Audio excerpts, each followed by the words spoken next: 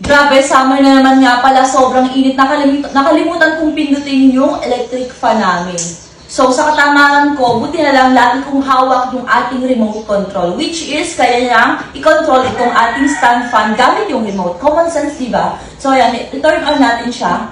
Kita niyo naman, napakaganda ng ating Hodec stand fan. At ang pinakanagustuhan ko rito, pwede mo siyang i-adjust, pwede mo siyang liitan, basta babawasan mo lang siya ng tubo dito. Tapos, ito pa yung ating pinakanagustuhan ko sa Hodec fan na to. Lalo na perfect siya kung matutulog ka, hindi siya masyadong maingay, hindi ka ma-istorbo sa pagtulog mo. Tapos, kung naka-steady siya, kung gusto mong i-shake head, meron yan tayo dyan. Bali, meron tayong 5 control dito sa ating remote control, which is yung turn on and off. Tapos, pwede mo siyang i-shake head, which is papaikutin natin. Tapos, pwede natin siyang, meron siyang wind type. Ito naman yung hihinaan sa kalalakasan natin siya dito.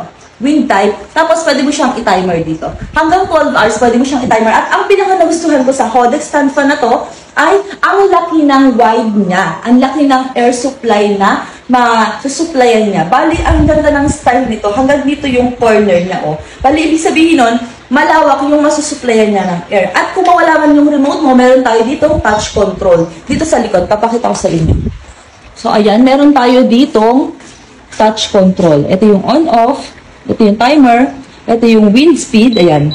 Pagka lumabot ka na sa pinakamalakas na level, yung level 6, babalik siya sa 1. Tapos, ito yung ating shake head. Ito yung ating shake head. Tapos, kung gusto mo i-turn on, turn off, ito lang siya. Napakaganda, diba? Kaya sa mga may gustong mag-avail ng ating Hodec stand fan, naku, ilalagay ko na lang yung link dito sa ating yellow basket. Dito yan makikita ya. Thank you!